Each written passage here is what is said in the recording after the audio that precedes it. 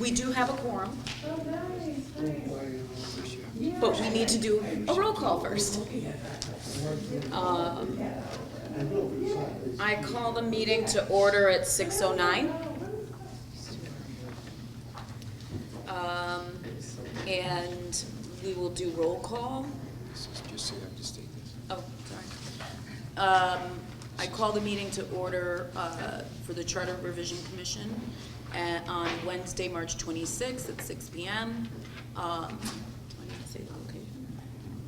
At Margaret E. Morton Government Center, 999 Broad Street, Bridgeport, Connecticut, in conference room A, B, and C. On tonight's agenda, we will be discussing Chapter 2, Chapter 5, and we'll do roll call.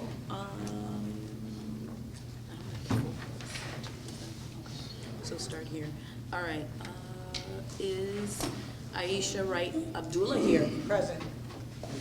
Is Kim Eaton here? Present. Is Tom Gaudette? Yes. John Larkovic? Joe. Oh my God. I'm so sorry. Here. I will get it right one day. I said hello. Anyway, Joe Larkovic. He's here. Moises Gonzalez? Here. Susan Martin? Here. Dei McKnight? No. John Hosier? Here. Kelly Nims? No. Terry Williams? Steve McKenzie? Here. Faith Sweeney? Here. John Marshall Lee? Here. Okay. So now we have a quorum. Okay.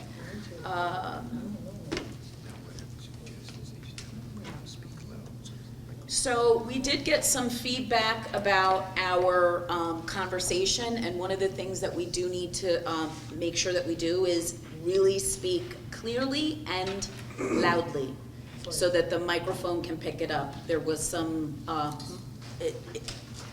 the conversation was mumbled, so we need to make sure that we are speaking clearly with the intent that the microphone's going to pick it up. And also, if we could, make sure that you are recognized either by myself or by John before you speak, so that the conversation is focused on you and not a side conversation or anything. Does that sound good? Okay. And tonight we're discussing a potential action regarding Chapter 2, which is Officers and Elections, Section 13, 15, and 16, as well as Chapter 5, which is City Council, Section 9, and then we will discuss the schedule and further meetings. Okay? We do have a visitor coming, although they went to a different location, so they will be here. I'm sorry? No. Oh. It's Andy Toledo who will be here, who will talk about, who will address us regarding boards and commissions. And then we have Steve McKenzie who will speak in regards to the Ethics Commission, as well as you too, as well as John, and all of us will be part of that conversation as well. Tom, you think it'd be all right for us to take out of order on the agenda, go to Chapter 5, City Council? We can discuss that before. Oh yeah, that's a minor thing. You want to go to that first? Yeah. So Andy can get in? Sure.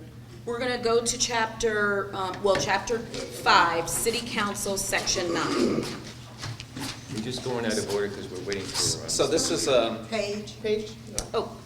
page 12 and 13. Oh, yeah. For our city attorneys in the room, this is the conversation about how to amend an ordinance. So, and this is just a style thing, it's kind of stupid, but our city departments and our lawyers, and me, the wannabe lawyer, when we're amending ordinances, in the modern day, when you use Microsoft Word and you go to change something, typically when you're canceling language, you use strikeouts. And that's something that when you're using like a word processor and you're doing track changes, it strikes out the language you're deleting.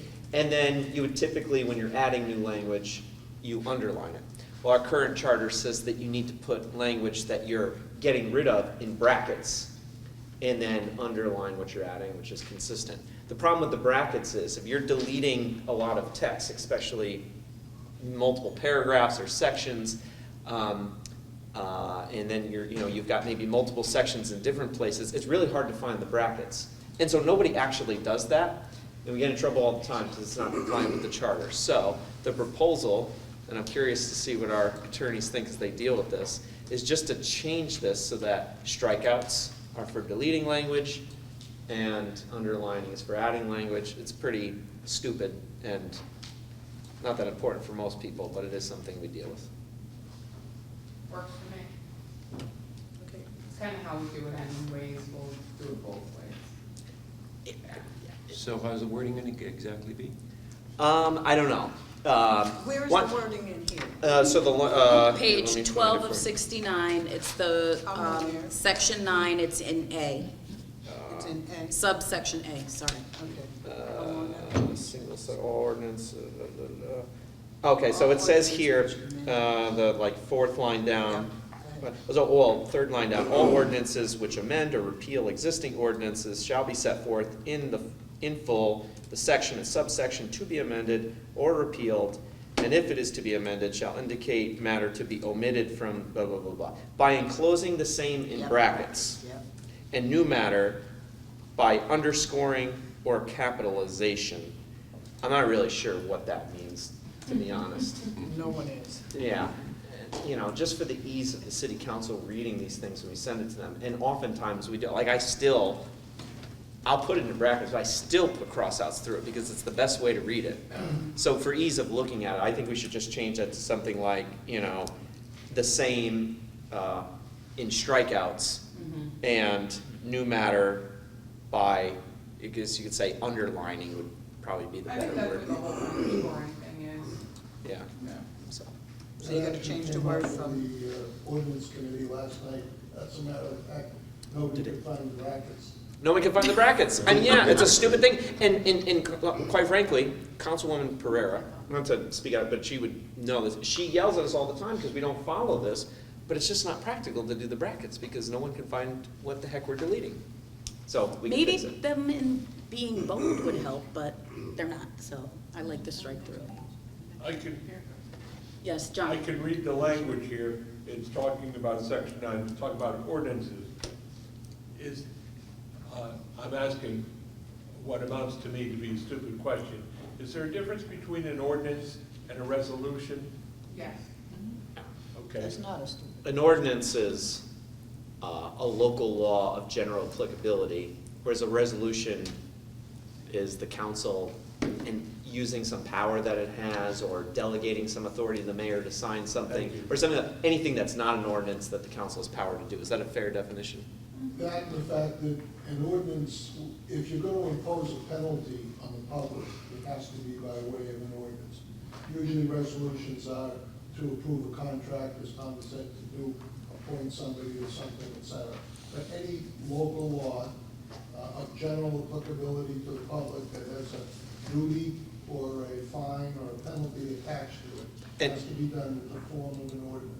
And as a result, this is why this language is so important, and ordinances require public hearings before they can be enacted. The mayor can't break the tie on the council in the case of an ordinance, so the standard for passing an ordinance and what's required is a little higher because, as Mark said, it doesn't pose a duty on the public potentially. One comment here. Yes. Can we add titles to this section? Because there are no titles. Well, Oh, that is interesting, yeah. so maybe section 9, not important. I actually think 3 or 4 sections in chapter 5. Yeah, there's quite a few. Yeah, good point. I like to use. I didn't even, so the whole, Yeah, section 3 to 11 has no titles.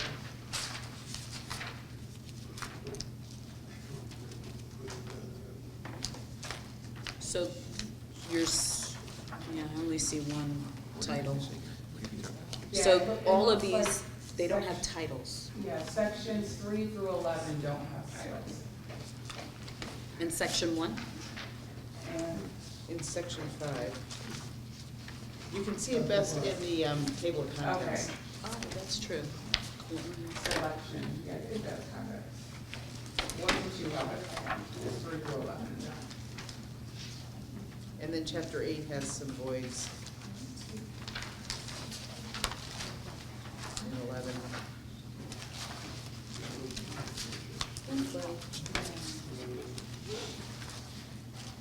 Yeah, so chapter 11. So I'll add And some 12. titles. Hmm? I'll add some titles to these. And in the handout, just for a second, if I may do this. Yes. The handout that I provided all of you with revisions, anything highlighted was not discussed. Okay, It was that's- either referenced in the minutes and not discussed, or I had changes somehow and it wasn't reflected in the minutes, so I'm just highlighting it because we didn't touch on it. So you made changes, or? Yeah, so anything that was highlighted, that's highlighted, for Uh-huh. instance, when, in the minutes, which are incredibly well done, she lists each section where there was a conversation. If there was no conversation on the section, but I had changes in my notes, I highlighted it. Because I don't want to be slipping things in. I want people to know what I'm adding that we didn't talk about. So, So, That's appreciated, thank you. yeah, so the highlighted items are what you just put in there, yes, and we never discussed it? we did not. So some of it is typographical errors that are changed. One, like section 17, it's removal of certain officers, but it really isn't officers, it's just board and commission members, so we changed it from board. So it's cleanup, it's housekeeping, but I highlighted it so that you would know that it was different, and there was no discussion about it. I mean, these are not approved changes, so we can always change them back if you don't like it. But that's what I had in my notes, so I'm just highlighting it for you all. And then the town clerk, there was a discussion about adding duties to the town clerk and whether or not the town clerk could be appointed as opposed to elected. So I provided the law on that, so that's what's highlighted in that section. In section 4, The duties of constable. town clerk? Yeah, section 4, and then after relevant town clerk, I'm sorry, town clerk. Oh, law, yeah. I see it, yeah. Yeah. So that was the law Oh. that's on the books? I'm sorry? That's what's on the books? Yeah, that's the Connecticut General Statute. Excuse me, can I get a handout? Oh, sure, there are a few right there. in the center. So, John, I mean, Here, so you don't have to walk all the way around. we need to stop talking. Keep going. John and I Everybody don't go. look that similar, do No, we? I'm talking about this. Oh, this John, oh, okay. I was gonna say. Um, And I can't even tie a bow tie, so I'm kinda, he's gonna have to teach me. I was just gonna say, I went through your changes pretty quickly now, I think it's really good, but there's some stuff I think you might have missed, and some stuff with like the election dates that I think are incorrect, so maybe I can just Yeah, that one I- provide you a markup, and then we Okay. can confer notes tomorrow maybe, or Okay, another day. can I say something here? We never voted on how we were gonna handle this item, and I think that we should have voted on this and made some clear decisions on this, because Voted on what item? on the charter revision, and who's gonna make the changes, and when they're gonna be made, and how they're gonna be made. That was decided at the last meeting. We did talk about it. We voted on it? We, No, we discussed it, it was presented to us. Who presented it? I mean, when we talk about the Taisha. town clerk and all these different things were presented to us, but we never voted it. no, there has not been any vote on any of the changes, but Taisha did talk about putting in whatever modifications and Correct. revisions that we were discussing on the document, but nothing has been voted on. We will use this document then to continue the discussion and make votes. So this is not set in stone. Yeah, this It's is a just, cleanup she, document. which I think is, this is very helpful. It gives us, It gives us something to work off of, Right. because now I can look at it and say, right, you know, we missed this, or we didn't do that, or we Right. talked about this, and what did we Okay, so decide? you've got something to, So at least we have something Right, to go so off. it's not a voted on document, it's just, we can call it a working document, okay. That's exactly what yeah. So it's something that has it clear and But- everybody can be on the same page with it. Yeah, yeah, Um, definitely. So, You just ran upstairs and got some. Just, Madam Chair, yes. just to bring us back to section 9 here. I'm trying to go back myself. Tom, is there specific way you want it worded? Or we're just happy to say, yeah. Oh, happy leave to with strike whatever. throughs, then come back with us, but, Yes, we just need, it's a simple fix, just needs to be crafted. Yeah, yeah, I'd be fine with, yeah, But- enclosed in the same, So you know, there's you know, with subsection, after the word subsection, by strike throughs Strike-through and new matter by underlining, Right. something like that. I mean, Yeah. again, I think if the city attorney takes these things, Yep. puts in writing like she did here, then we can look at it and, you know. we can come to a good consensus on it. Okay, so are we at least in agreement that that format is a better way to go than the non-bold brackets? Yes? Yes, Do we need to make a vote on that or Vote on- not? Anybody Tom, want to you make a motion vote on that? now? I think we were, well, see, this goes back to our first substantive meeting, when we were like, how do we want to do this? We don't really, So we we're not don't- really taking votes as we go. I Right, think we're but- kind of so doing what a I'm saying is, we consensus. don't need that, we don't need a vote for that to, this to continue, to have the strike-throughs and stuff on here. No, We I don't need think it, so. okay, then. I think we just tell the city attorney, this is what we're interested in looking at in writing, and then we take a big vote at the end. Or, Yeah. you know, whatever the commission wants to do at the end, we could vote chapter by chapter or section by section in case people want to split their votes. They like some things, don't like others. I think that's a good idea.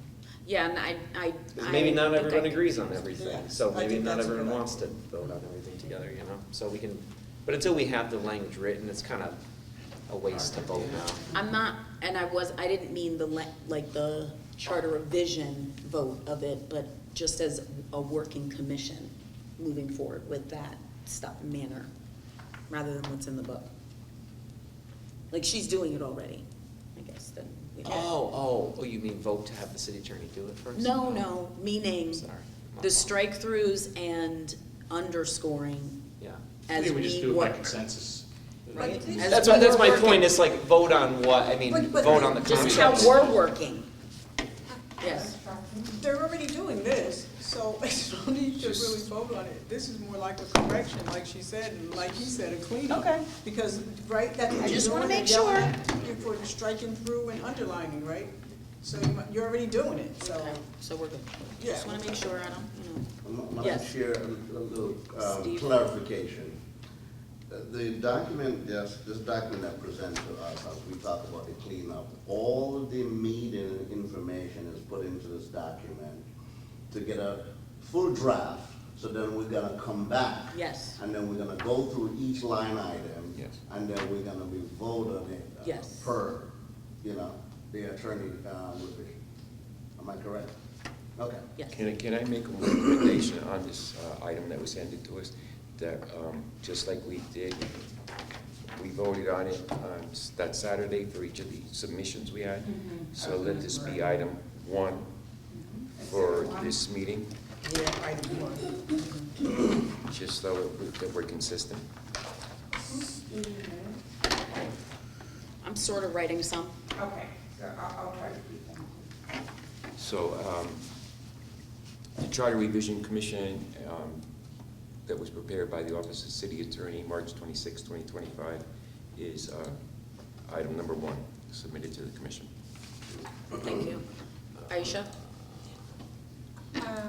I just want to say that if that, I understand what he's saying, what we're gonna do, and if we're gonna do that, can we keep like the exhibit 1, 2, 3, 4, and so forth of just the charter revision and not add other things in there?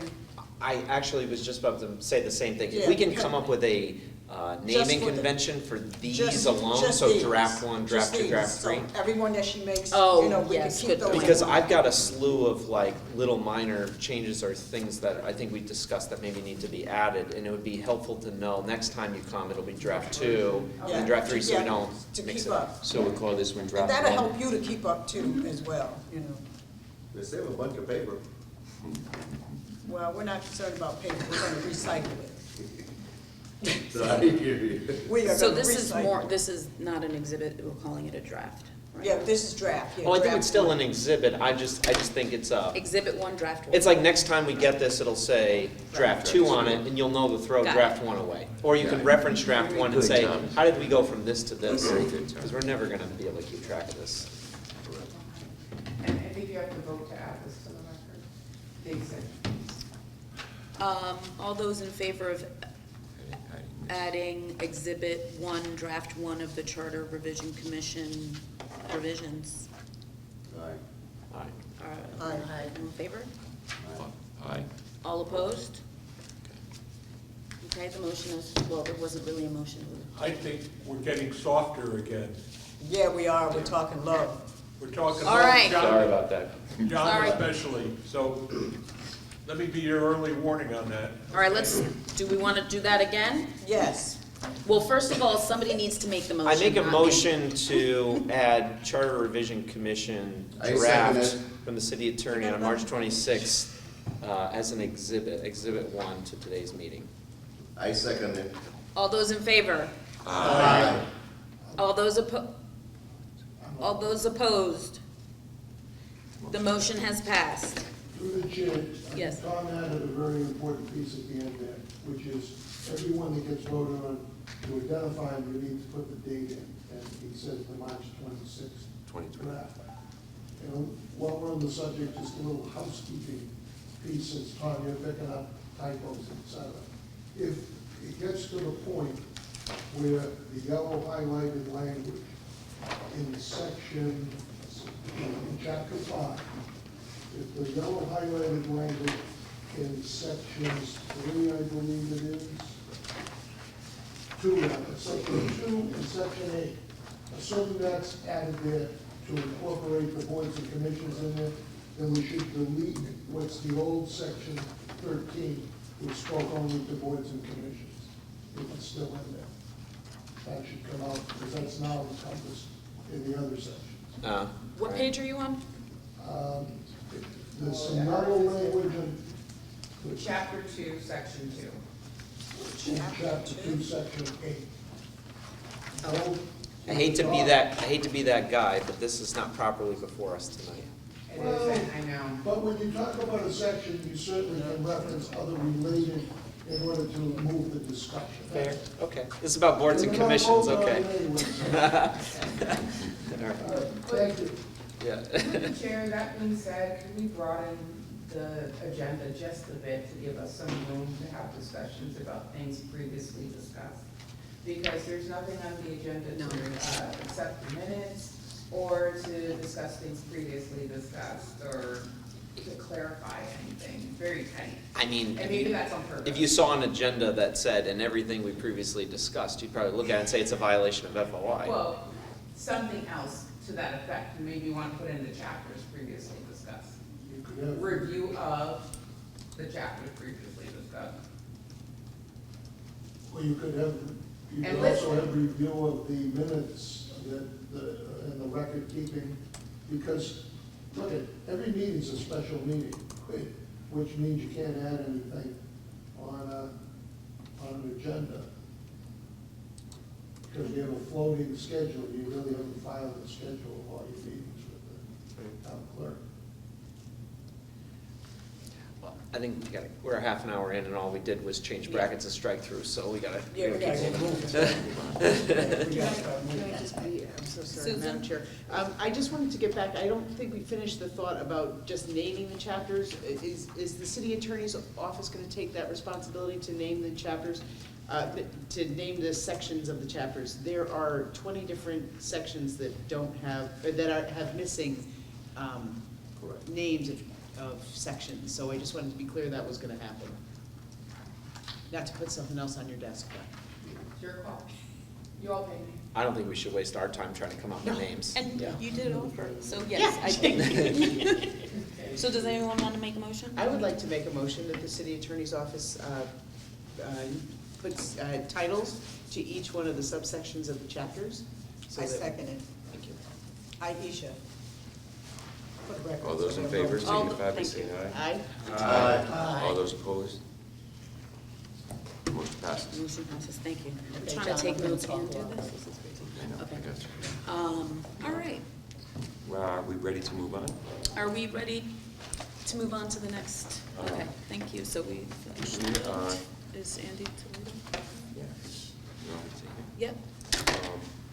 We have Mr. Andy Toledo here from the mayor's office to discuss boards and commission items that we have before us. Mr. Toledo is, yes, sir.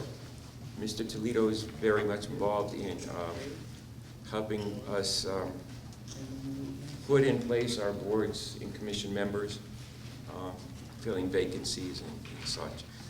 Mr. Toledo, would you just walk us through so all the commissioners know what the process is? Say somebody wants to become a commissioner. I'm just gonna move this.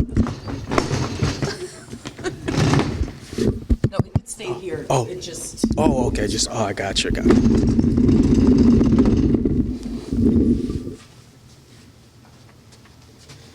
All right, good evening, folks. As John mentioned, Andy Toledo, Mayor's Office. Hey, Steve. Let's go, Dicks. Andy Toledo with the Mayor's Office. Just for clarity, I want to be very clear about something. A lot of folks give me the title of Director of Boards and Commissions, and I'm not Director of Boards and Commissions. I just manage the process. I do not direct.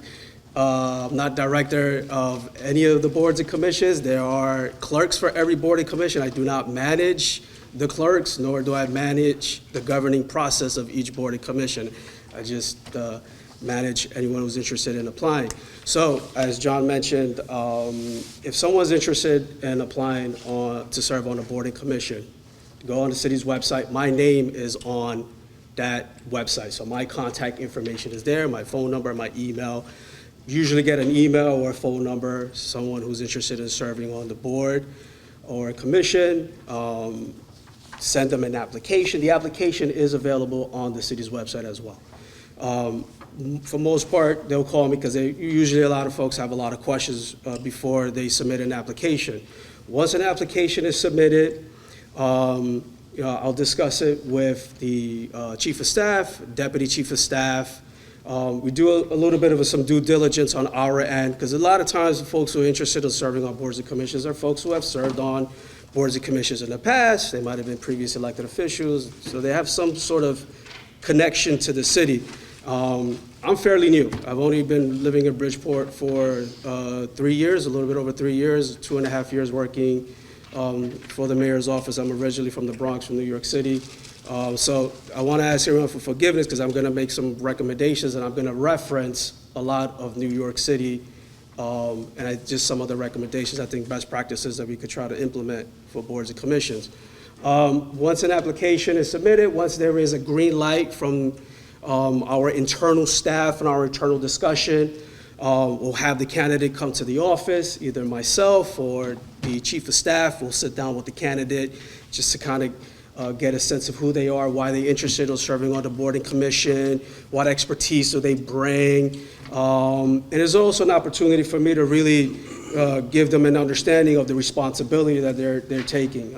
It is volunteer, but like I always tell all the commissioners, you're a quasi-official. You're making recommendations. A lot of the boards are advisory, so they're making real decisions that are very impactful in city governance. So I really try to hammer that in to make sure that folks understand that. And depending on which commission that they're serving on, some of them are very sexy and they like to be, we got a couple of newspapers that really like to zero in on them, really give them the fair warning that you might be on the paper. So, really a great opportunity to really clarify and get on the same page. Once they have a full understanding, I will then reach out to the city attorney's office for a background check.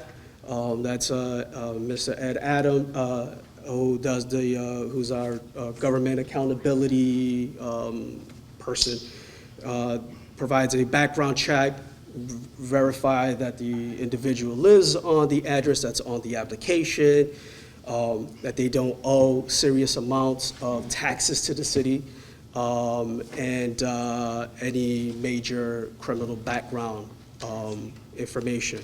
If there are no major red flags, if everything looks pretty clear, I previously served as the clerk of the Ethics Commission. Now Ms. Tanya Lewis now serves in that capacity.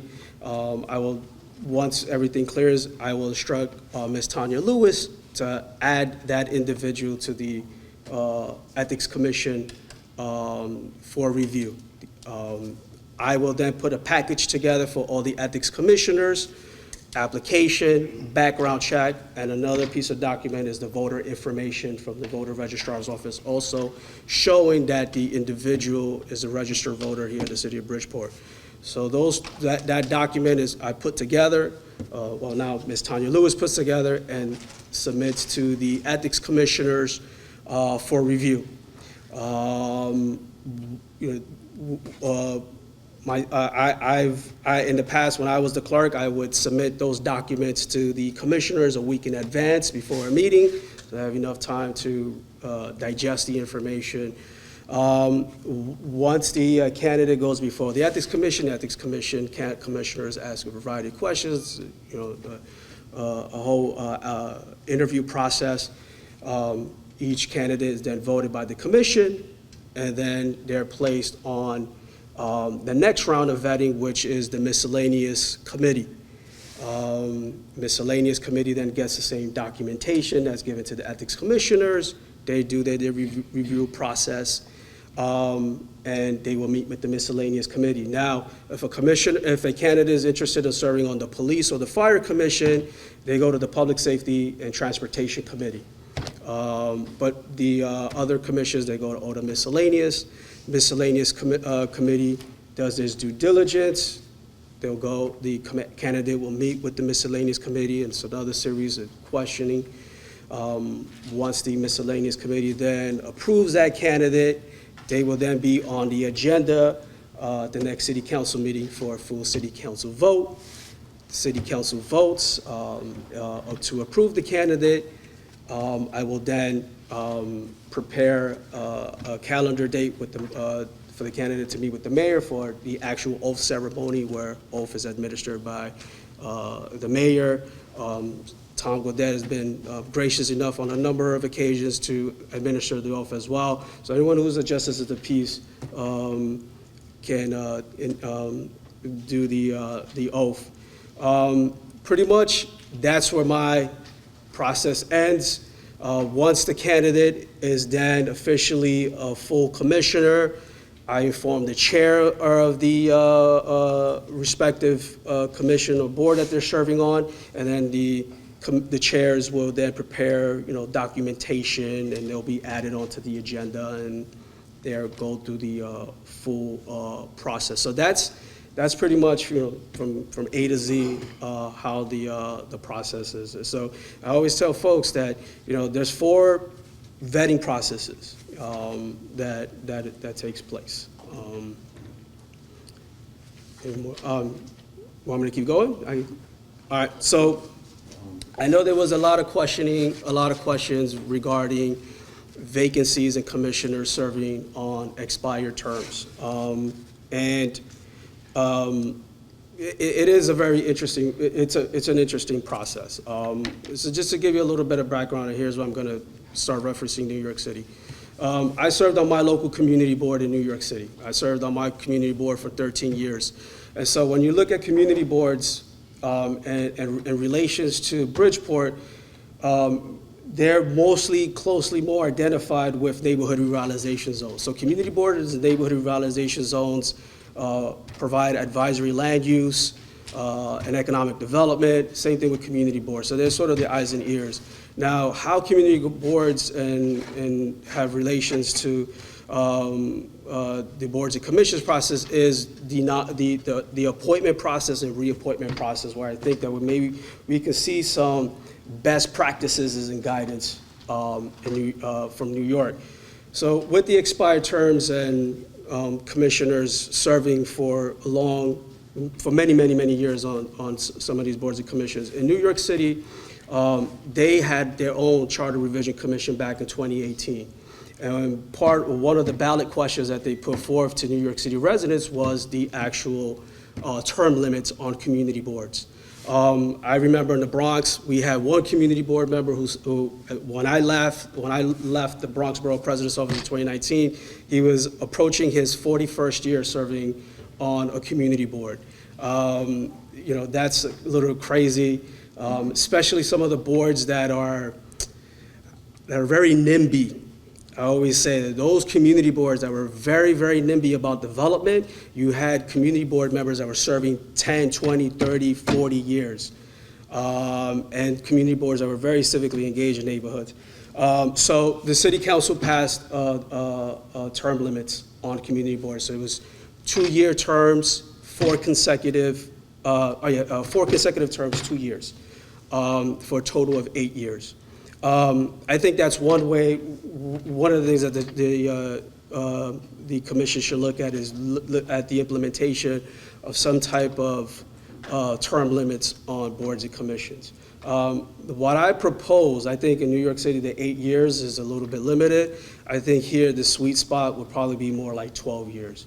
In New York, when they proposed the 8 years, there was a lot of pushback from many folks because of the fact that 8 years is not enough, especially in a city like New York, where you're making community boards make very important advisory decisions on land use development in terms of scale of skyscrapers and, huge land.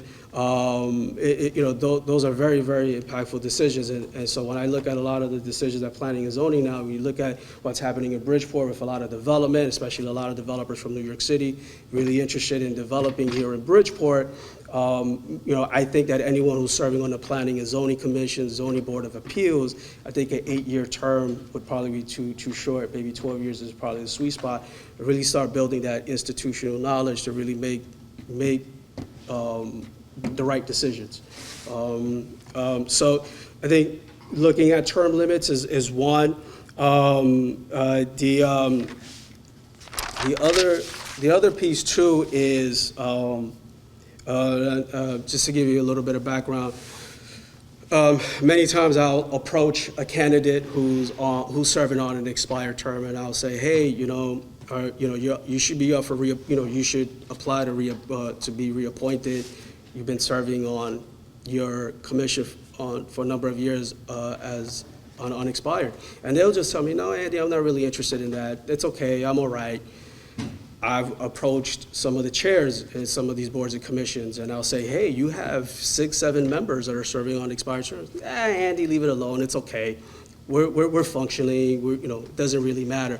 So there really isn't there's no actual teeth. There's no actual incentive for a commissioner to get new terms. The other piece too is, I've had commissioners tell me, you know what, Andy, the reappointment process is just an arduous process. I got to go to ethics. I got to get another background check done. I got to go before ethics. I got to go before miscellaneous, and I got to go before city council.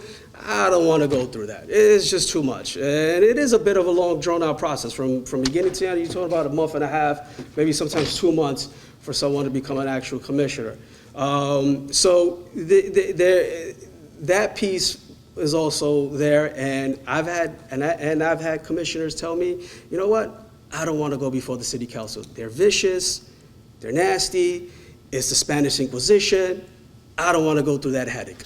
And so they just don't take it very seriously. And in some of my journeys going to some of the neighborhood revitalization zones, I'm always going to those meetings, always making the pitch, recruiting, telling folks to serve on the boards and commissions. And I've actually had residents tell me, I would never serve on the Board of Commission. I would never go before that city council. They're vicious, they're nasty, it's a volunteer position, and for me to get, go through that meat grinder, it doesn't make any sense. So, those are little nuances that, I take into consideration. I think it's really also important to think about maybe, Councilwoman Maria Pereira mentioned this a few times, especially at the end of the year. There are specific boards where you look at the language in the charter, like, for example, the Fire Commission, Police Commission, Parks, Planning and Zoning, and Zoning Board of Appeals, where there actually is some language there that says that during the month of December, annually, the mayor has to appoint a certain number of new folks onto those commissions.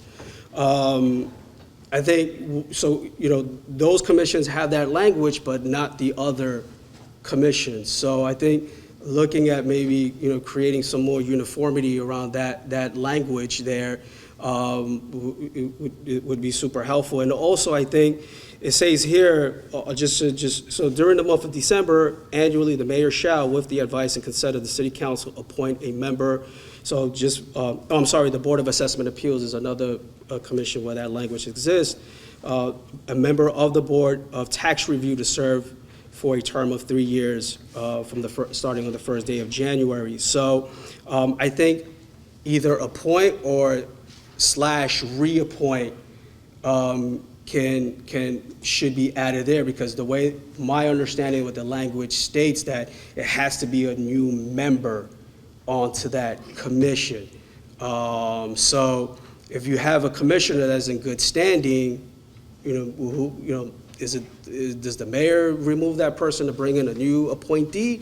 It's a little bit vague to me. So I think just looking at that language is really important. And I think just for the reappointment process, just to kind of get away from having to go through that whole process of ethics and miscellaneous and city council, in New York City, when a community board member is up for reappointment, there's not a whole long, drawn-out interview process. So the borough presidents in each of the 5 boroughs, they appoint members to serve on the community boards. So pretty much what the borough president does is reaches out to the chair or the district manager of the community board, looks at the attendance, looks at decorum, any behavioral issues, and also what we did in the Bronx was just to reinforce the importance of serving on the community board is that I think it was back in 2012 or 2013, we mandated all the community board members are up for reappointment to do a conflicts of interest training and a training on sexual harassment. So that was there was certain criterias and prerequisites that they had to meet in order for the borough president to consider to reappoint. So, maybe thinking about something in that effect to sort of streamline the process a little bit, cut down some of the red tape. What else? Am I missing anything?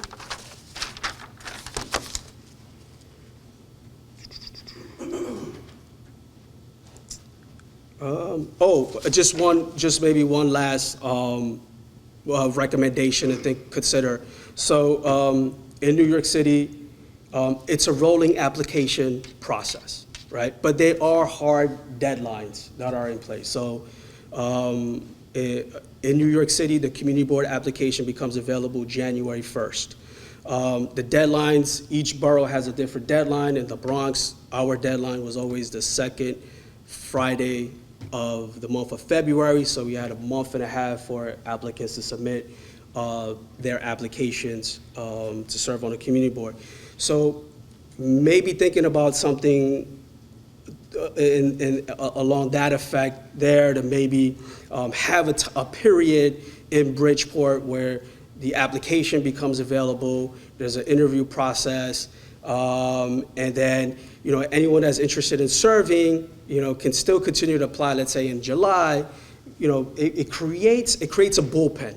One of the things that we have a big issue here in Bridgeport is that we just don't have a large enough bullpen. A lot of folks, again, I hate to say this, but, getting folks to serve on the board and commission in Bridgeport is like pulling teeth. It's not a very civically engaged city. And so,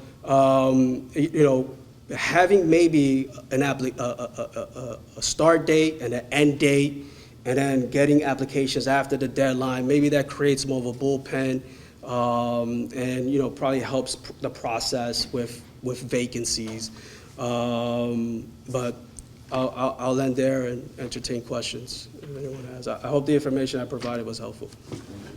Thank you. Thank you. Any questions for Andy? Tom? I have a bunch. Okay. Sorry. But I think this will be helpful. Let the Inquisition Try begin. to work through some of the changes. So one, I'm going to start with the term limits. I'm just going to go in order that you talked about things. Term limits sound great, but you're sitting here saying that we're struggling to fill certain commissions, and it's always you use the word sexy, so I'll repeat that word. The non-sexy commissions that people don't really want to be on. Are you telling me for the Ethics Commission, the Harbor Commission, Historic Commission, commissions like that where we struggle to get people and we have vacancies? I mean, do you really believe in term limits? Or? So that came up a lot in New York City during the whole charter revision process. So what New York City did was that in addition, implemented the charter revisions, it also created language where each of the borough president's office has to do, it's mandatory to do recruitment and educational workshops.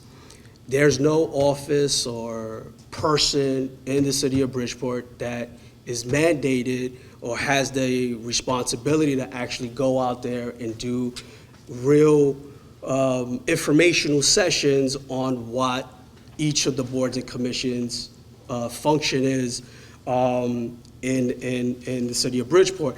In addition to that, the city also created an office called the Office of Civic Engagement Commission, where I actually worked before joining here, where they had a charter mandated role to go to about the 5 boroughs and educate marginalized, they had a very particular language in marginalized communities to show what is the importance of joining a community board.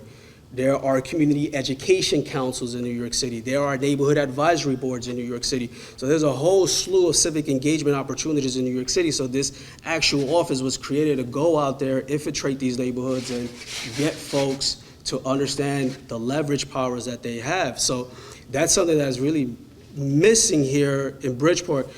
I personally go out, I go to the neighborhood realization zones when Chief Porter has his community engagement meetings, and he gives reports back to the community about police issues. I always join him, and I always try to carve out maybe 2 minutes out of my time just to make the pitch to get folks to serve on boards and commissions. So that could be something, or creating an office might be it might be a challenge, but maybe creating an actual positions where someone is given that responsibility to sort of go out there and talk about that way. There isn't an issue with not filling some of these positions. Well, I don't want to monopolize the conversation, so. Well, I'd like to say in regards to term limits, if you stick it at 12 years for term limits, okay?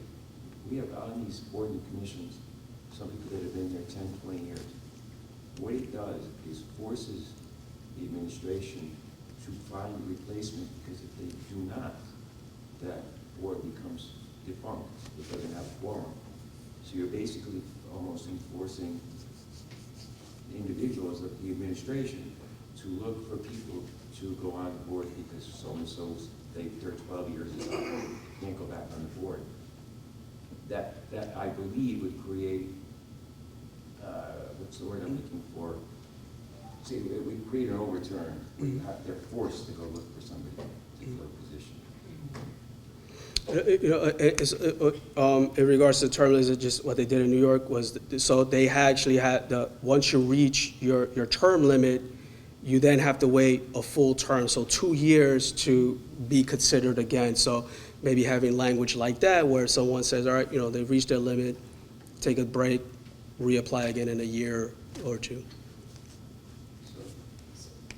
I'm not, can I, so on that point, one of the other observations I was gonna make about this is that, and actually it was an idea that came from another attorney, to take commissions out of the charter and give it back to the council. So there's a ton of commissions that are created by and governed by ordinance. And they can be changed at any time by the city council. These charter ones are really hard to change. But what it does is, we can look at these case by case. So first of all, your point about uniformity is spot on. This whole, you know, just for police and fire, the mayor needs to appoint every 2 years in December thing is really weird and is an anomaly. And the city council should look at that. But I also think if the term limits make sense, I will say that they don't make sense for every commission. So maybe there are really sexy commissions where it's appropriate, you know, police commission, you know, being like one of those, or Parks Commission, where like maybe that's appropriate, you don't want somebody on for 20 years. But for some of these other ones, maybe we don't care. But let that be an individual judgment of the council. Let's just take all the stuff out of, you know, that's their job, is do it by ordinance. That's my opinion. That's a good point. And I was, so on that, you had mentioned something about recruitment, and I think if it does go to the city council, it's their responsibility, they should be recruiting people. I have a question through the chair. Are you recommending taking away the appointment authority from the mayor if you put it into an ordinance and give it to the council? So give the process the way it currently exists?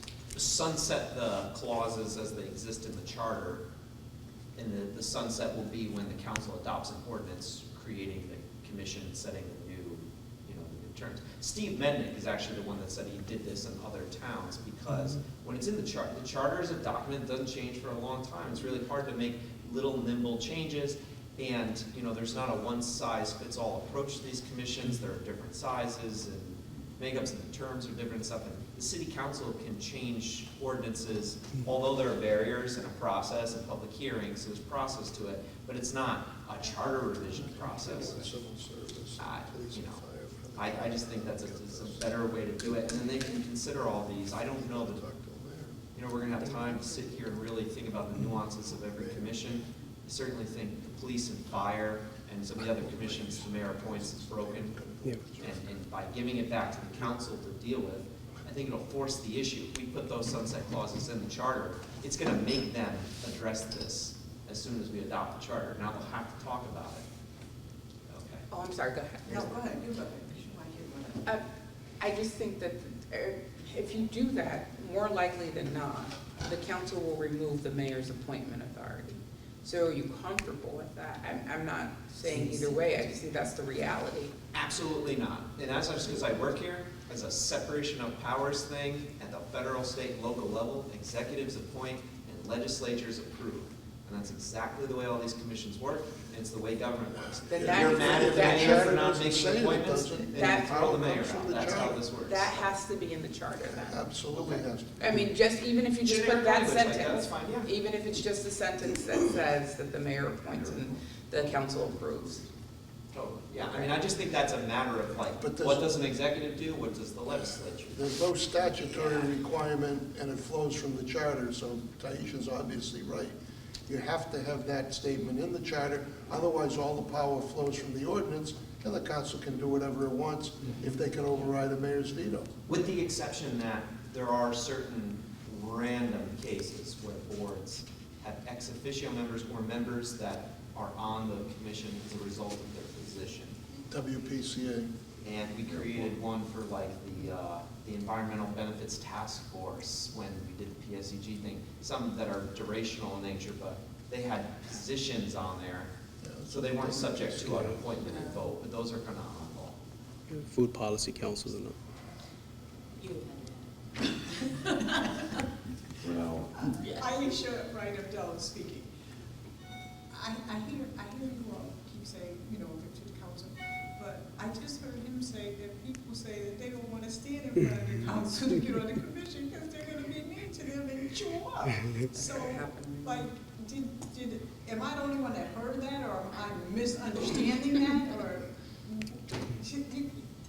you know, and I sit in the council meetings all the time, I just sit there. And people are looking at me like, why are you here? Because I'm trying to figure out what the heck is going on in Bridgeport. That's why I'm here. Okay, so, and what better way for me to figure out what's going on in Bridgeport than to go to the council meetings and to be part of meetings like this? That's what I think. And I just heard him say that they're being mean and they're chewing people up and people don't want to stand here. So how are we gonna get more people on the commission if they're afraid to go in the council room? I'm just asking. Give the commission, the council, the role of recruitment, so then they can't be mean to people they're recruiting. And that's not true. Well, yeah, it's, That's not there's true. typically just a few people on a council, in a group of people that like to chew people up and spit them out. You know, but It doesn't happen I all like the the way time. the way he said it was going on in New York. They did do it that way. Can you explain again how they did it in New York?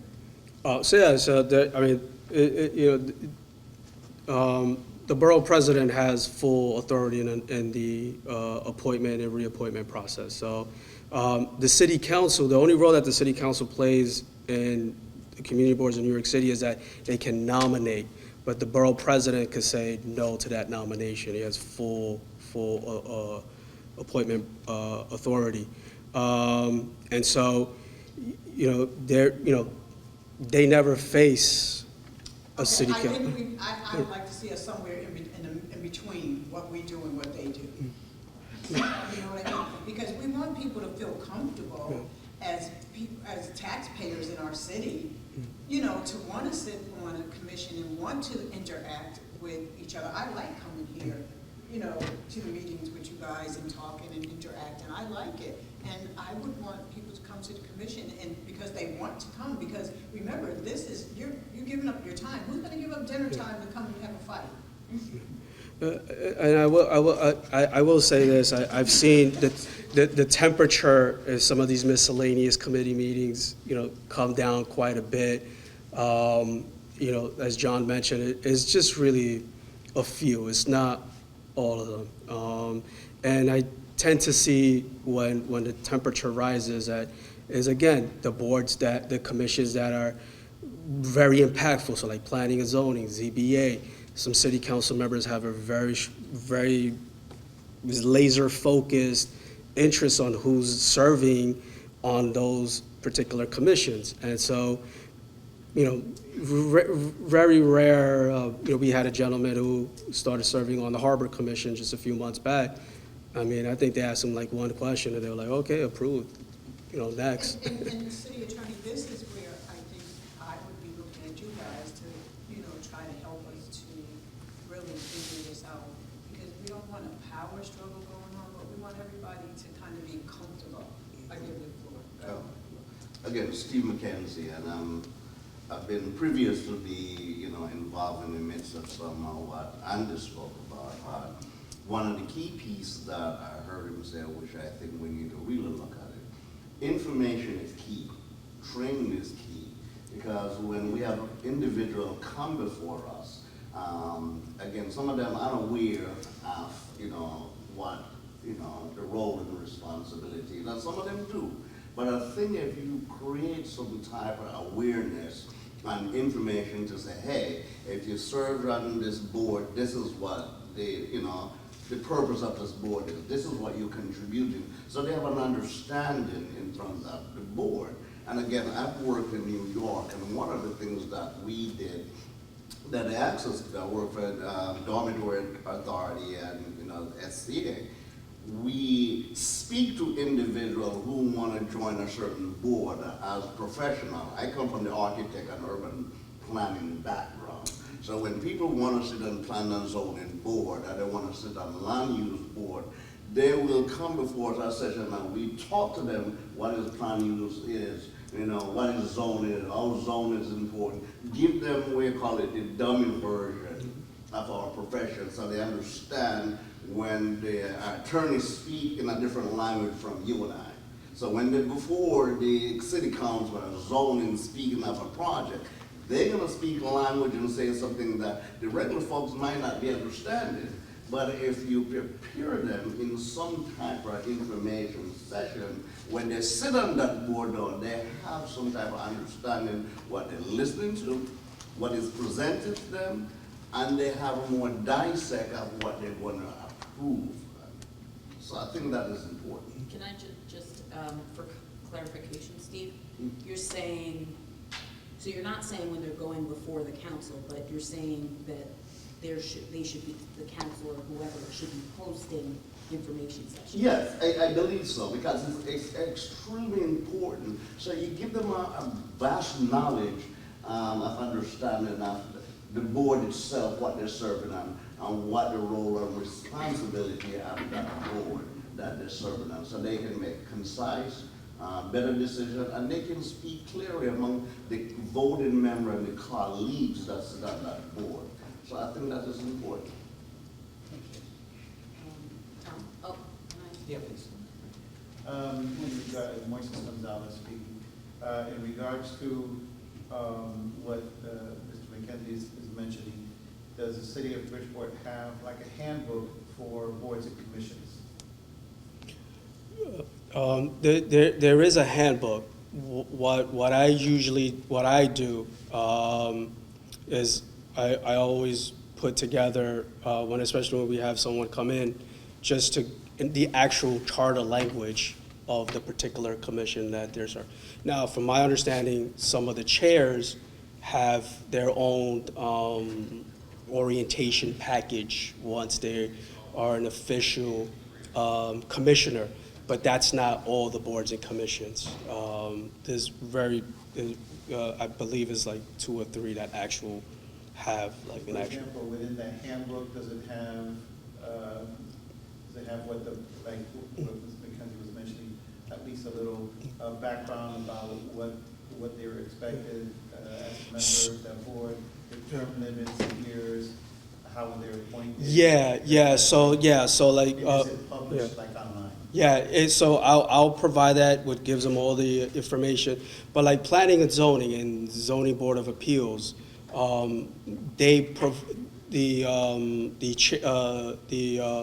those particular offices actually provide the new commissioners an actual zoning, the zoning document of the city of Bridgeport. So like, just I believe it's like a document that shows like explaining what an R1 is or an M1 is, like an actual document that gives them all the zoning codes in the city. So that's not something I provide. That's something that the zoning office or the planning and zoning office provides those commissioners. Yeah. I just was looking for a little bit of clarification. Is there anything in what you're proposing, Tom, other than that the sort of recruiting side of it goes to the council? I kind of got lost on, I thought you were saying that they would do the appointing and then we clarified that. So I'm kind of left with what exactly are you proposing as a change? Yeah, so my change would be to take all references, and I want to hold planning and zoning aside, because I have maybe a question about that, but take all the commissions, literally take all of the governing language out of the charter and sunset it and make it a matter of ordinance. So we have a bunch of commissions that are created by ordinance, and it says there shall be a blank commission. It's be made up of this many people, and it's going to have these powers, and this is when their terms are going to be, if they're staggered, the whole thing. But there's a few that are in the charter. And, the problem with the charter is a governing document that's really hard to change, and as a result, we can sit here and make the changes and stuff, and then they're gonna be stuck there for a long time, or we just let the city council deal with it just like everything else. They'll deal with the uniformity issues around some of the ones we've talked about. If they wanna do term limits on some of these, they can consider those individually by the body. So I'm just saying, sunset them and get them out of the charter. So sunset them, get them out of the charter, but establish ordinances for each board and each commission so that the language sits at a more nimble level. Yes, So- and we've actually asked outside counsel to give us an example of a charter where they did this, and they can show us. What we would do is essentially take the section out of this charter, throw it in like a back section with some triggering language that says something like, you know, this will sunset as soon as the council takes some action. So it won't go away. All the boards and commissioners in the charter will stay in their current form until the council takes action. As soon as that happens, they're gone from the charter. I think it accomplishes a lot of the goals of what we want. It'll allow for a longer and more specific debate, and it'll allow for them to change more nimbly going forward as opposed to. And I just have one more comment, if you don't mind. So just to speak of the city council recruiting, and we know that they're all in their neighborhoods, so that's an important piece of the equation, like you're talking about the NRCs. The city council certainly are the ones touching their neighborhoods. But I also, you know, because their role is political and because we live in a one-party town, I wonder if there is some way to speak to more of a marketing effort to, you know, have billboards saying, join a board and commission, get involved with your community. And like you said about this office, you know, perhaps we don't have the funding to create an office, but is there somewhere within our government that we can put this responsibility to reach out and to have on the website, when you get on the website, say, you know, you're a resident of the city, become active in your city, become engaged, get on a board and commission, that kind of thing. Because I think that the city council, they reach out already, and they're already looking for good people because they know that the boards and commissions are expired and that it's very difficult to get people. But to me, it seems as though we're probably not touching some of the population that we could otherwise be. I think we're stagnated in that area. You're going to jail. It's all right.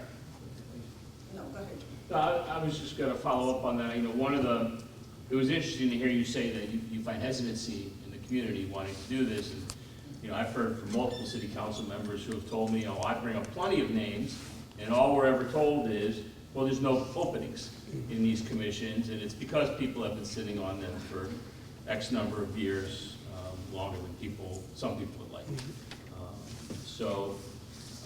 I do kind of, in now hearing Tom's proposal, think that this might be a better fix, because I think it will allow the council to create ordinances.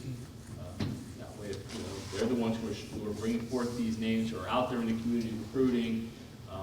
They would have a little, the mayor appoints, council approves, but the council will set the structure for when the appointments would take place. Okay, I don't think I'm understanding this.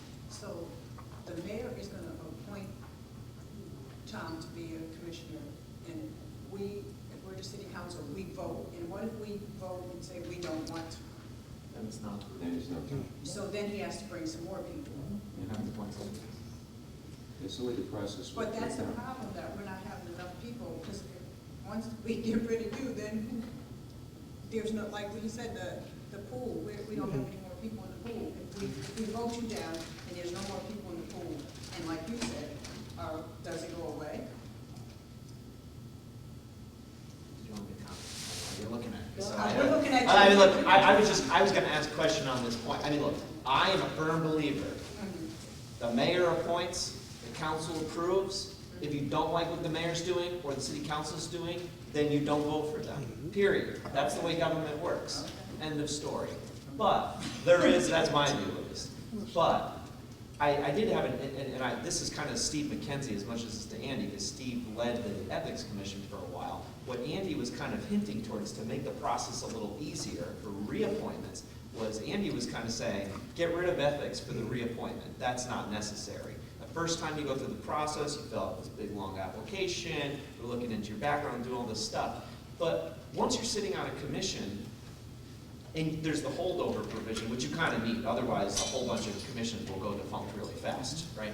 So you kind of need that. They're just like, well, if I'm going to sit here and serve on the commission anyway and sell the vote, what the hell am I going through the process again for? So Andy was trying to think of a way, I think, to try to make it a little easier on them. again, I think we cannot skip the mayor and city council process. We can't cut, it doesn't matter that people don't like the city council gets a vote on it. If you don't like it, get rid of them, right? So, do you agree with that, though? I mean, do you think that's? What I'm thinking, if they already stood on the board and we've discussed several, conversation, I believe that an application is supposed to be in place for the new board or whatever board that individual is gonna sit on. And then just go back to the city council instead of go back to the whole loop. You know what I mean? So since you're already in there, I think you do a one page, go back to the city council and let the city council do the clearance. So you don't have to go back to the 10 loop again. It almost seems to me, and I want to hear what John has to say. John is very opinionated on this issue and an advocate on this issue. But I think that maybe the Ethics Commission should instead not vote on any reapplication, but there should be a different application for reappointments, right? Because you were talking about it. After they've been appointed and served a term, now the questions about that candidate changes. Now it's a question of, well, have you been attending your meetings? Yeah. What are your observations about the commission? What have you learned? What do you like? What do you dislike? I just think there should be a different process almost for reappointment, still requiring the mayor and the council. Yeah. Of course. Correct. But I go back to, I'm sorry, Tom, go back to what I'm saying. You see, what he had mentioned earlier, and I'm clarifying, the President Barr go back and look at the attendance. They go back and look at their participation into the meeting and see what they bring to the table. And then he's gonna make a determination that this is a worthy individual that show up at the meeting, that participate, that do what they have to do. No, let's put a new date and a new document so you show that there's an up-to-date document and this individual, and it's go back to the either the city council board to say, hey, we're reinstating this person to continue to serve on the board for X amount of time. You still have that time right there, the X amount of time, rather than go back to the process. Yeah. So I just think it's a fair checks and balance. Yeah. If I could just add, some of this actually already exists in the council rules, and maybe we're not following it properly. Council Rule 24, and it should be in the charter or an ordinance, but in the council rule, chapter 24, or rule 24 rather, subsection B says, all reappointments to any board or commission which are submitted to the Committee of Miscellaneous Matters shall not have to be interviewed a second time during the confirmation process. An exception to this rule will be when a minimum of 5 city council members request an interview to be done with the candidate prior to reappointment to a committee meeting. Then it says, all prior attendance records, background and ethics checks for the previous term shall be submitted to the committee prior to the reappointment at a committee meeting. You could read that all you're doing is resubmitting the prior reports and not redoing it. So I think there's some recognition that, and having attended the rare occasion when a reappointment actually appears in front of the committee, virtually all they focus on is attendance and anything they might have read about the person in the newspaper during their term. So it's an expedited process. The real problem here is the conflict between what Tom said, which is the need for holdover provisions in order to have functioning bodies, and the propensity to have a lot of people serving as long-term holdovers. And I know the council has talked at various points about, gee, we need to do a better job of eliminating lengthy holdovers. And, you know, if somebody's doing a good job, they should be up for reappointment and they shouldn't be barred, because it's good to have a mix of long-term experience, expertise, familiarity, commingled with new blood.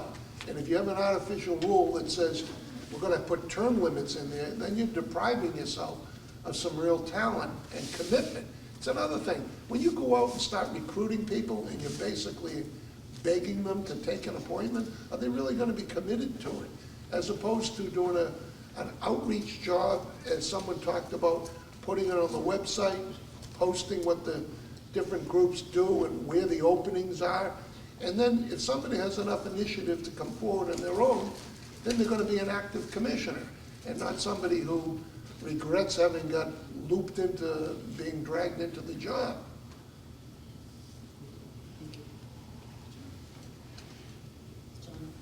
I did that I'm not- 4 years ago. I'm not going to exercise a soapbox tonight, no one else is doing that.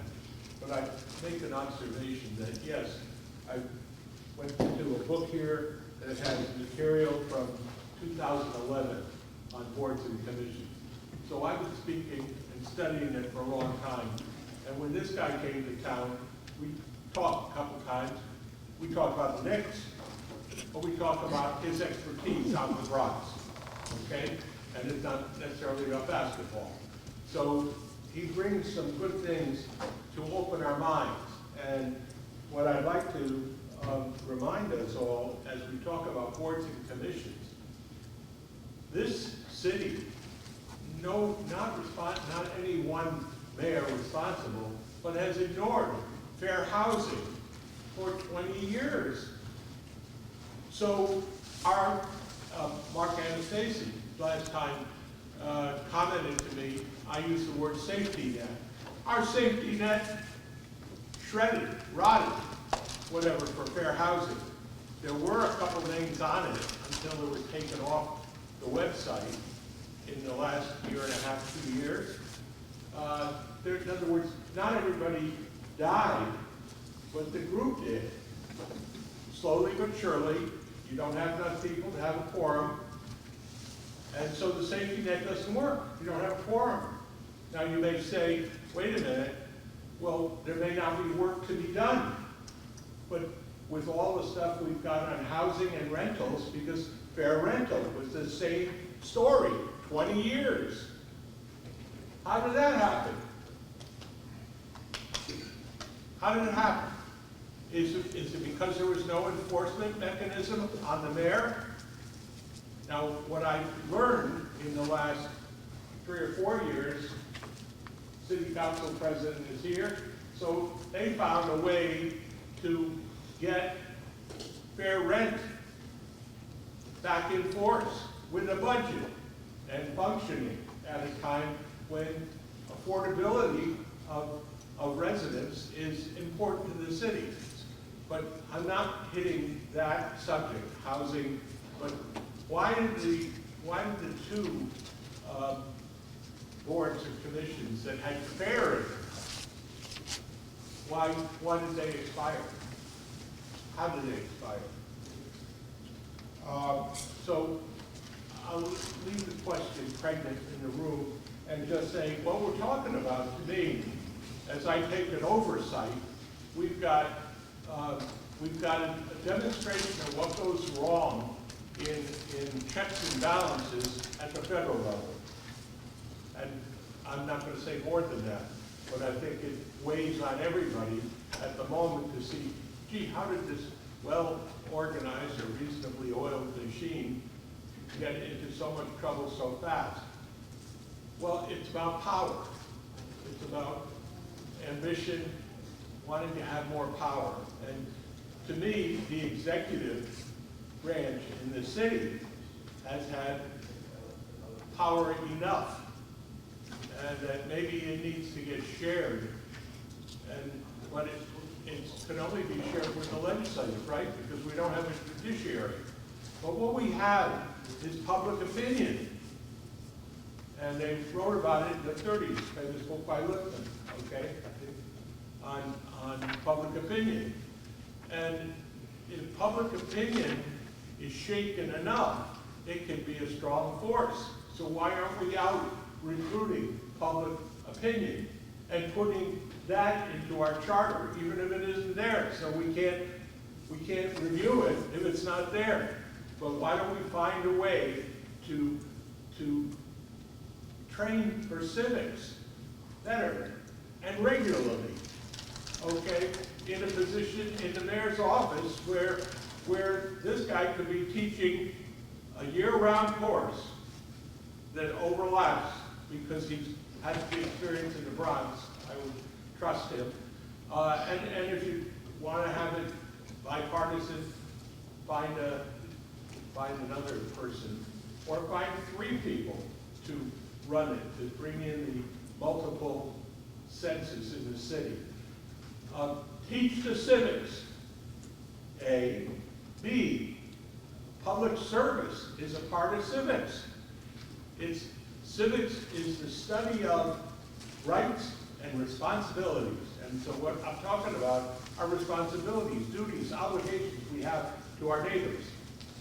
Why don't we codify what a start for that in our city charter? Because that'd be new.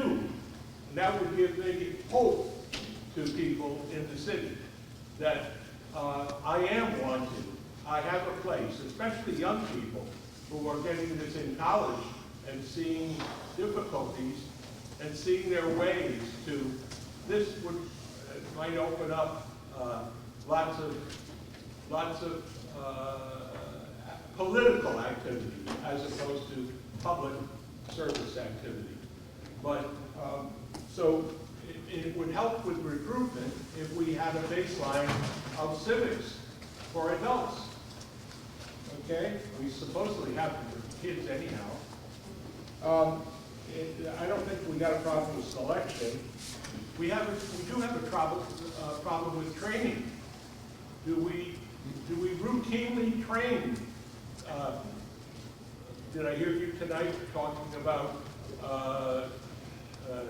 continuing ed of some type or other, where you're going to bring people up to date on how the law has changed or whatever,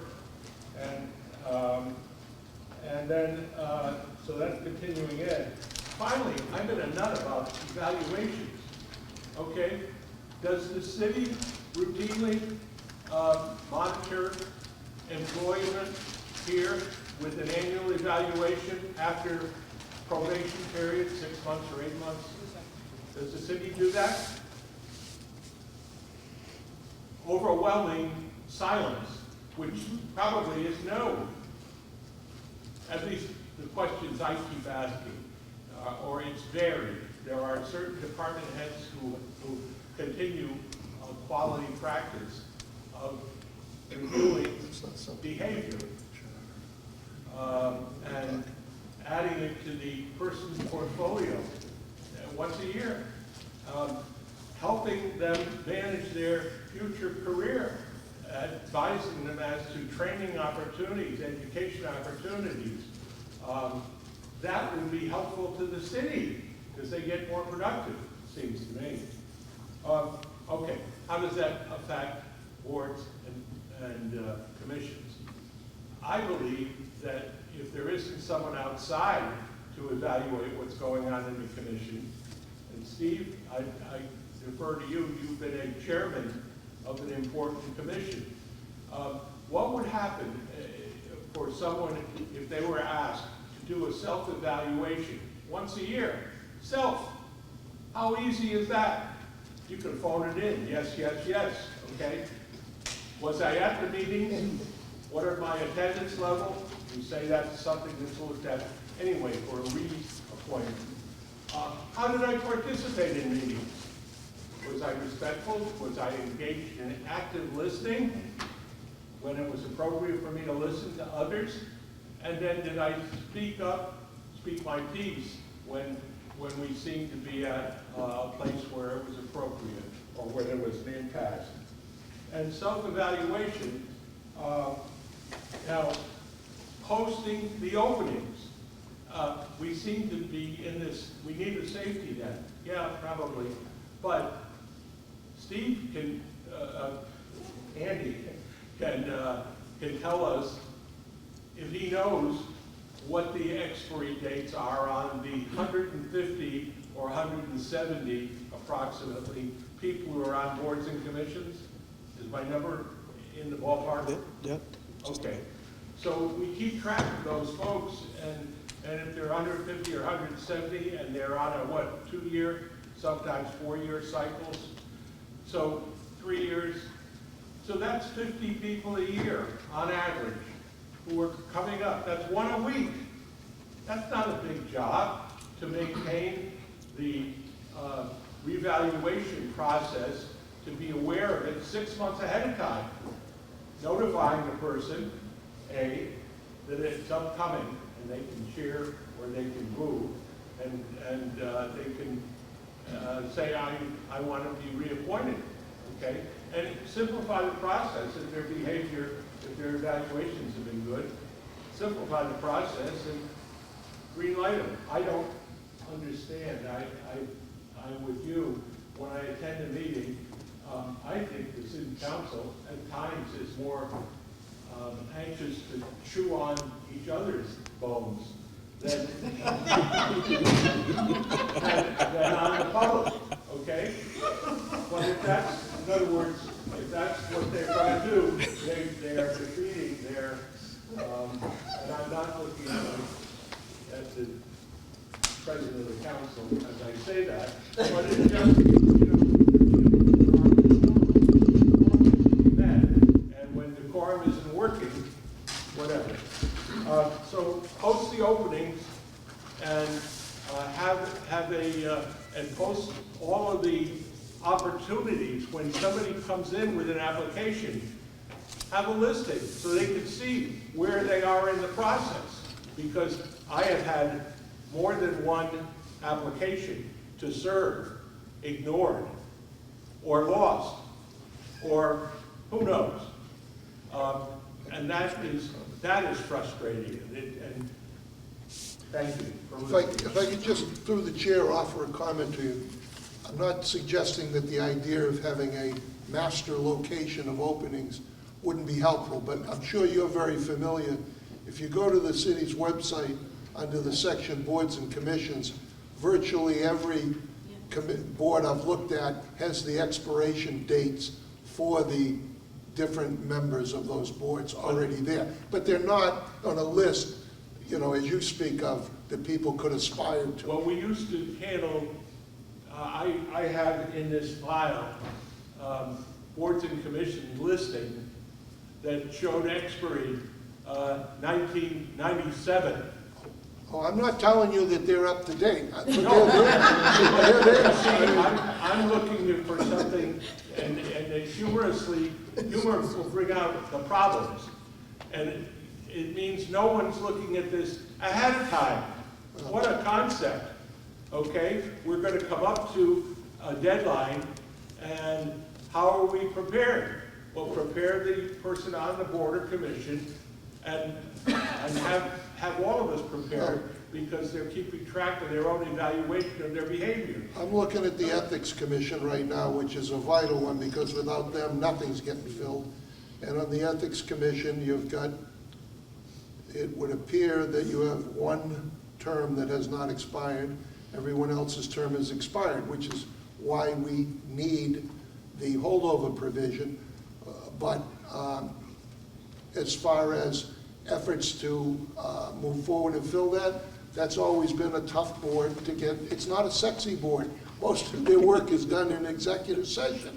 So there's no glory in it, and there's no fun in it, like the Parks Commission or the Police Commission and that kind of stuff.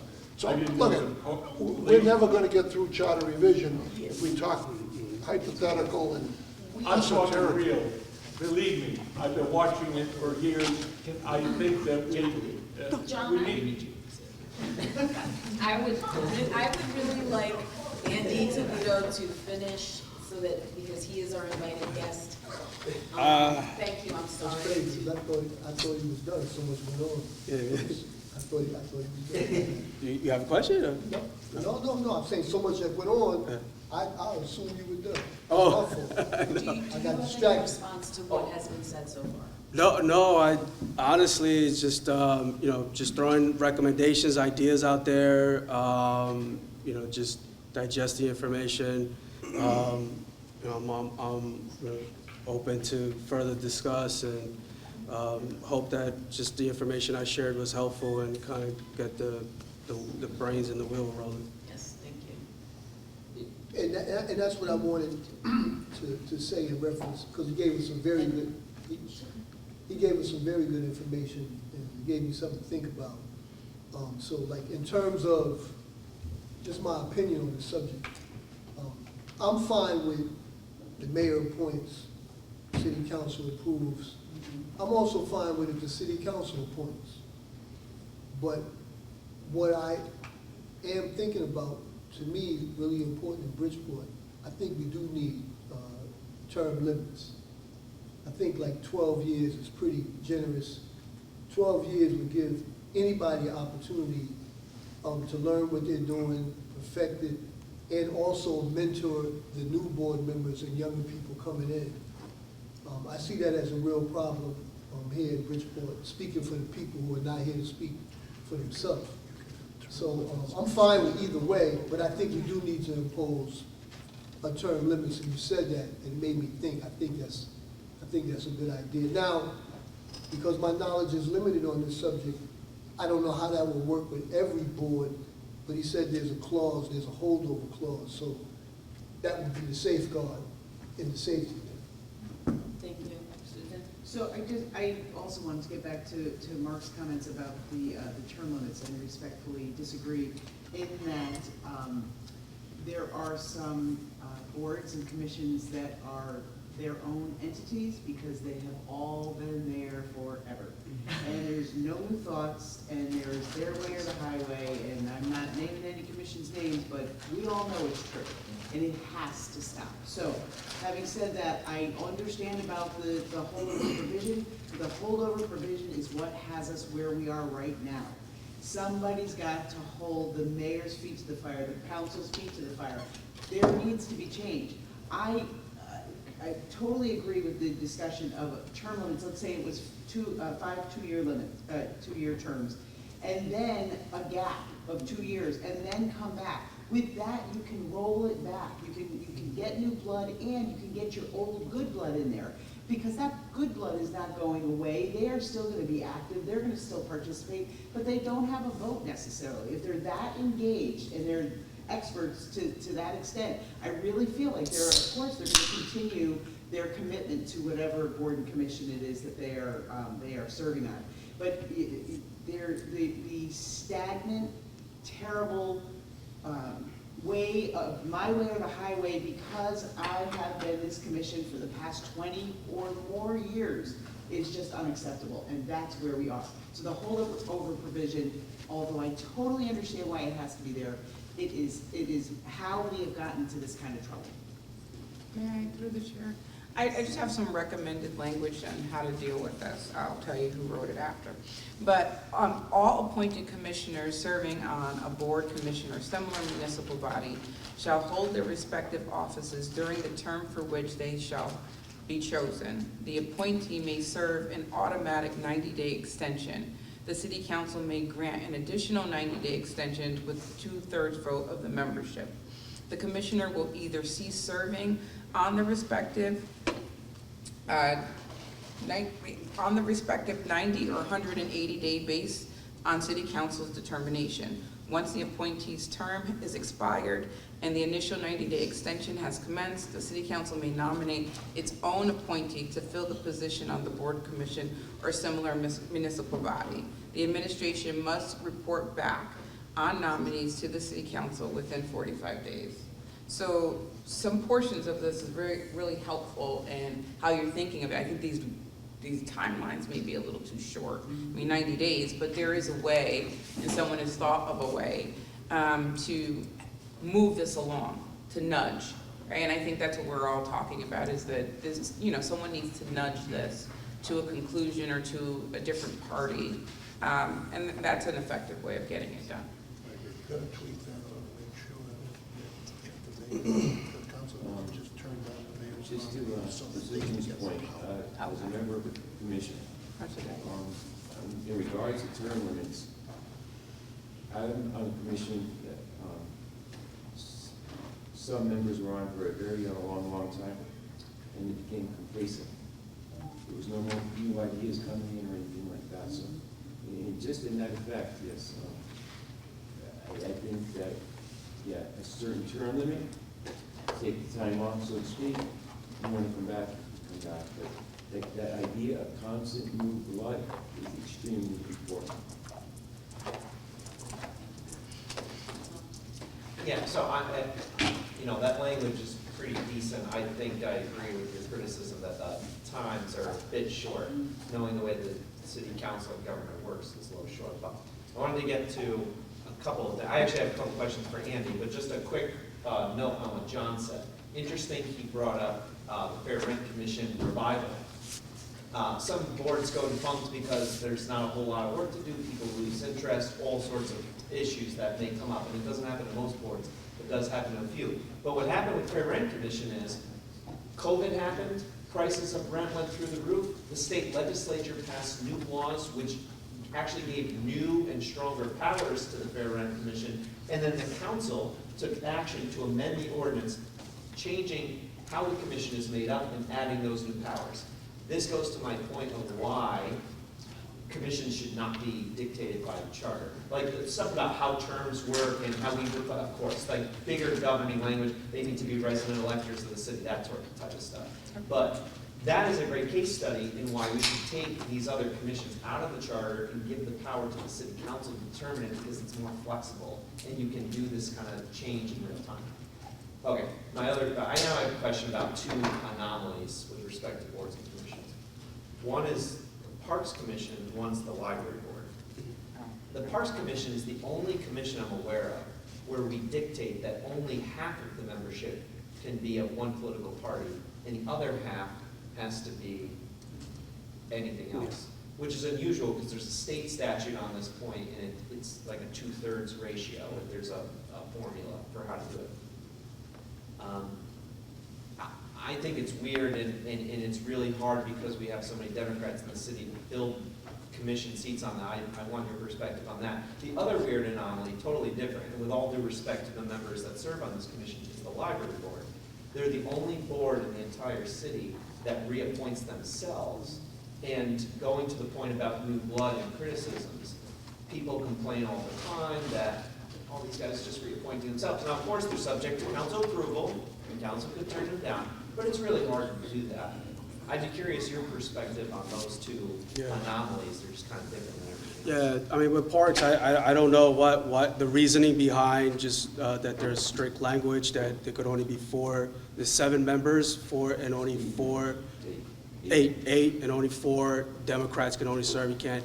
So I think if you have 8, the maximum is 5 from the majority party. So not really sure why, but we get a lot of Ds that do want to serve on parks, and because you have that language there, it limits the Democrats up. So, and getting Republicans or unaffiliated is a bit of a challenge.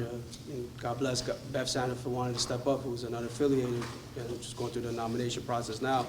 But it's the only board that has that. I'm not sure why, and it can be it's a bit of a challenge. And then with library, that one is a little strange because, like you said, they are self, but they still they have to go through background check. I mean, well, they actually do their own background checks. So library board does its own background checks, but they still have to go before the ethics, and then they still have to go before miscellaneous and the city council. So, that's a little, and then the issue with terms, we had an issue recently with some of the library board folks. I was given misinformation about the terms, and that created a whole debacle. So that needs to be sort of streamlined, or there has to be better communications from the library director and the mayor's office when it comes to the reappointment and appointment of new folks to the library board. That one is a bit of a challenge. Well, I'll shut up and rest my case by saying that with all of these topics we've talked about, the same principle applies. The charter should just speak to the mayor making a nomination, the council approval. What happens if we have these holdovers that are lasting a long time, perhaps to kind of get new blood, and that sort of thing, maybe term limits or some bigger governing language, but we should give the council the power to make changes to all these things, and by sunsetting these provisions in the charter, with some language that says the city council needs to adopt this by ordinance, it will force the issue for the council to address some of these weird anomalies and fix them once and for all, after some debate and consideration and public hearing and all that kind of stuff, which is probably too much for this commission to deal with in the only couple months we have, so.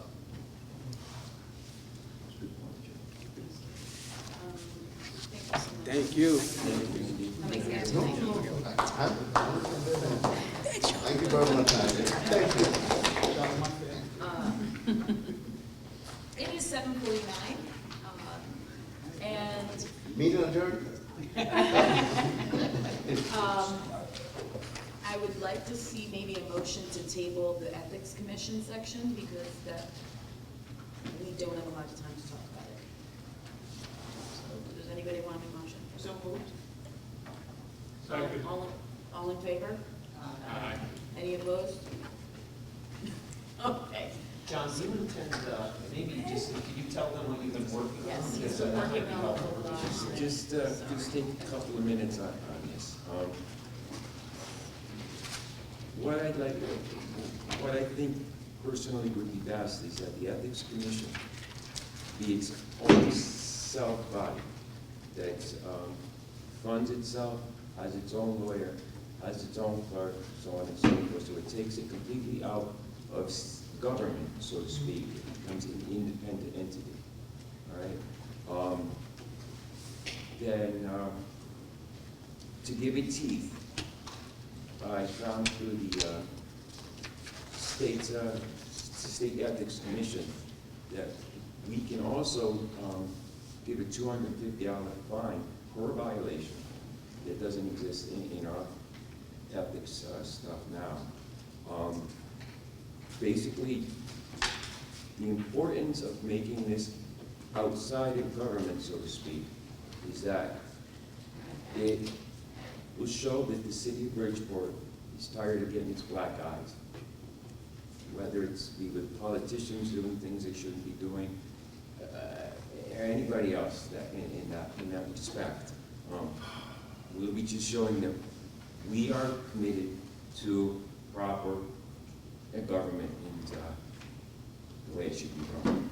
It's a very simple capsule, what I think is necessary, but the independence, we have to remember independence is the most important thing, and if we can do that, I think we're doing something very good. If I could, through the chair, if I could just add, the independence is great, but if you look at the substance of the ethics ordinance and the enabling statutes, it's primarily, if not exclusively, a financial conflict of interest ordinance. It doesn't govern elections, it doesn't govern labor matters that come before the State Labor Board.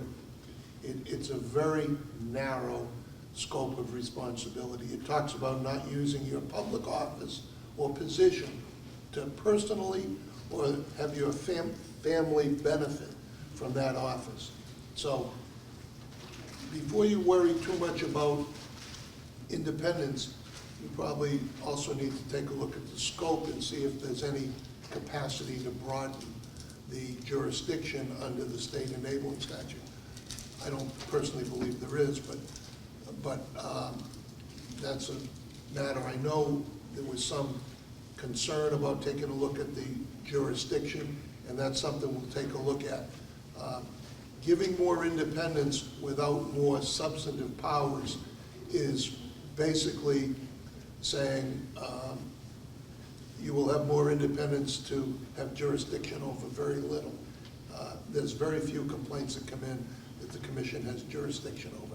People file complaints when they should be filing a CHRO or a labor grievance or an MPP or a criminal complaint, all things that the Ethics Commission has zero authority over, at least as the ordinance is currently enacted. If you go read through the general and the specific prohibitions, as I said, they're all financial or misappropriation of your powers.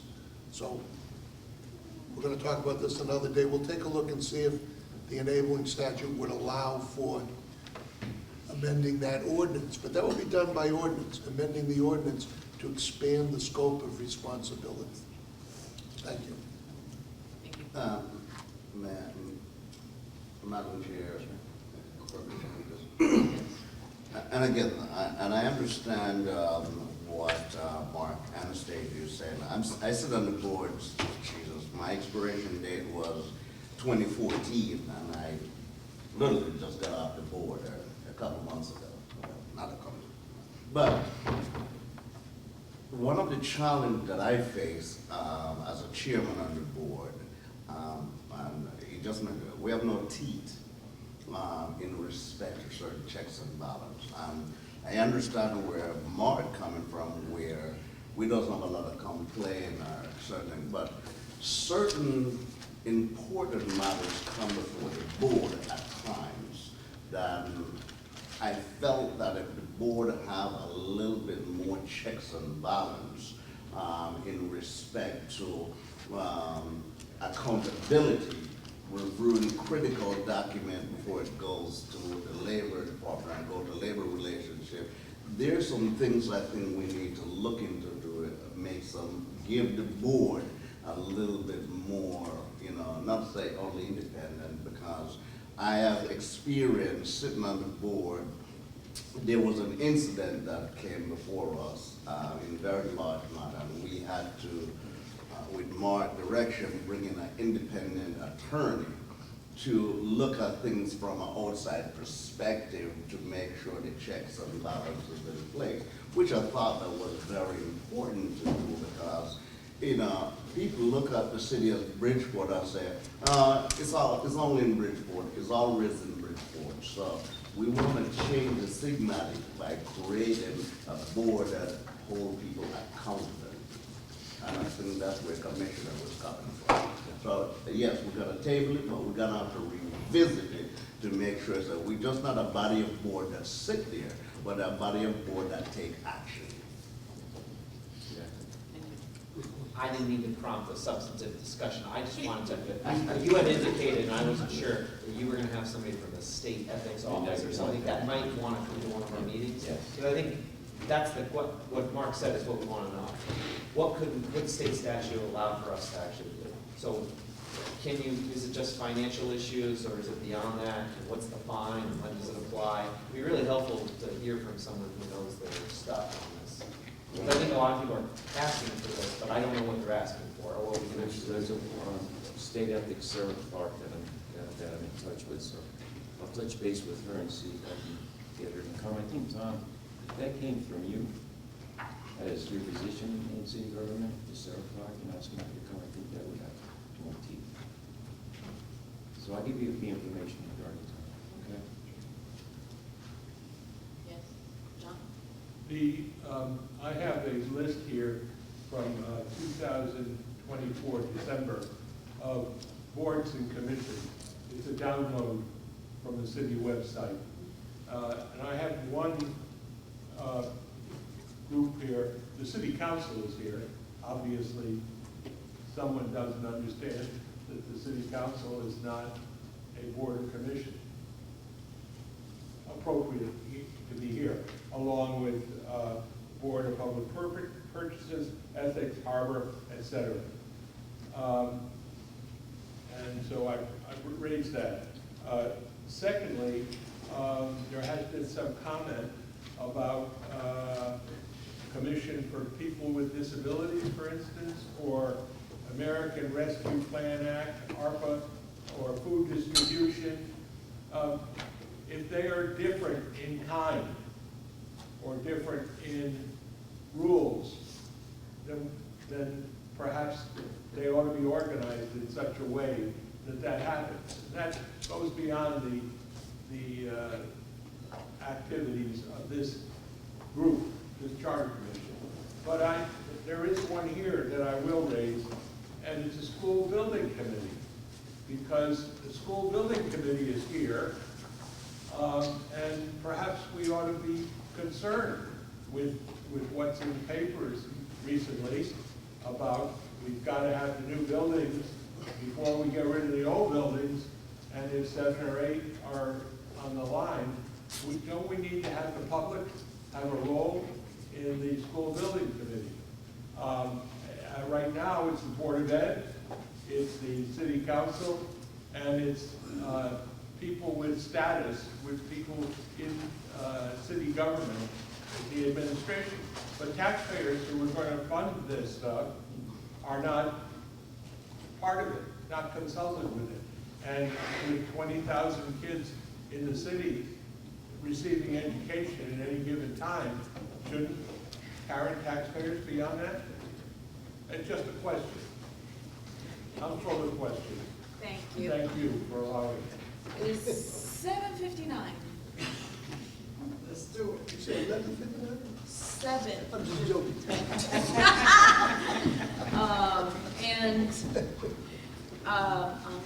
Would anyone like to make a motion to adjourn? I'd like to make a motion. What are we doing about to adjourn the meeting. section 16, what happened? Did we get rid of it? Or did we, are we tabling it, did we address it? Is it different than 13? I mean, what happens to it? Because actually, we wanted to eliminate it, so do you want to table that till next time? Yes, we Okay. tabled, and it was Ethics. ethics, but we should do 16 as well. So anyone want to make a motion to table 16? Make a motion. Second. All those in favor? Aye. All those opposed? Who made the second? Aye. Okay. Motion to adjourn. Would anyone like to make, making it? Yeah, I make a motion to adjourn the meeting. Steve's motion, and you're seconding it? All those in favor? Aye. Any opposed? You want to take? Have a great evening. Should we take our time?